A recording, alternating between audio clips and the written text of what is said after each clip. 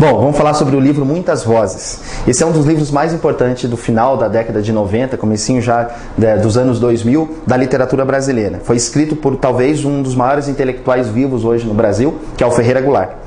Bom, o Ferreira Goulart, ele participou de um processo literário no Brasil, único na verdade no mundo, que foi a criação do concretismo e do neoconcretismo lá na década de 50, 60 e um pouquinho da década de 70 também. Então ele tem uma importância na arte brasileira acima de simplesmente ser um poeta. Ele é um inovador, além de criar a sua poesia, ele criou um estilo poético junto com outros poetas. Bom, o Ferreira Goulart, ele tem várias fases na vida dele. Ele começou a fazer poesia, uma poesia mais tradicional, uma poesia que misturava sonetos com rimas, uma poesia que vinha daquela geração terceira do modernismo brasileiro, que estava voltando a falar sobre uma poesia um pouco mais formal, como era o caso de Vinícius de Moraes, por exemplo, que escreveu seus sonetos. Então ele veio naquele embalo, né, do João Cabral de Melo Neto, principalmente. Muito bem. Só que ele foi se desvencilhando dessa literatura, ele foi partindo para frente, ele foi se tornando contemporâneo, saindo daquele modernismo da terceira geração e se tornando contemporâneo.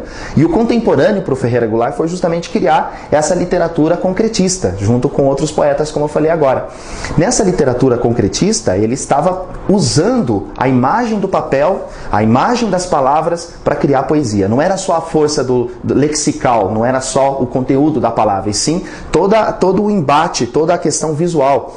Não podemos esquecer que o Ferreira Goulart, ele é crítico de arte. Ele é um artista plástico que resolveu falar sobre artes plásticas também, né? Além de tudo. O Ferreira Goulart também escreve todos os domingos uma crônica, ou política ou crônica sobre arte, na Folha de São Paulo. Então, quer dizer, é um intelectual que está criando ainda, né?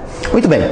No final da década de 90, ele publicou então o livro Muitas Vozes. Começar com uma dica bem importante já pelo título. O livro Muitas Vozes reflete justamente as muitas vozes que o próprio autor tem ou teve ao longo da sua carreira literária. Então ali você vai encontrar a poesia de certa maneira tradicional, você vai encontrar a poesia neoconcretista ou a poesia concretista. Existe uma diferença entre concretismo e neoconcretismo. O concretismo, ele vai colocar a palavra no papel, colocando no lado direito uma palavra, no lado esquerdo outra, entre parênteses, ou seja, brincando um pouco com as vozes narrativas dentro de um poema, visualmente falando. E o neoconcretismo é um pouco mais, é assim também, mas é mais emocional. Ele acaba usando um pouco mais de subjetividade. Você vai encontrar isso no livro Muitas Vozes também.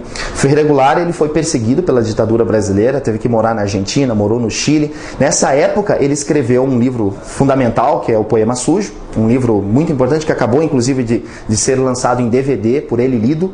E ele, nesse livro, ele é muito político, ele é muito social. Então, no livro Muitas Vozes, você também encontra poemas sociais, poemas políticos. Depois de uma certa fase aí que ele passou, já perdeu o filho, a esposa morreu, ele acabou tendo problemas pessoais, a poesia dele passou a ser bem mais pessoal do que antes. E o livro Muitas Vozes reflete justamente essa fase mais pessoal dele. Então, tem características muito pessoais ali. Ele fala do pai dele, ele fala do filho, ele fala da esposa, dos amigos que já morreram principalmente. E além de tudo isso, ou mesclado a tudo isso, a poesia do Ferreira Goulart é uma poesia muito fácil, é uma poesia muito cotidiana. Ele pega, por exemplo, uma cena urbana, um avião passando, e ele tenta mostrar que aquele avião pode ser poesia.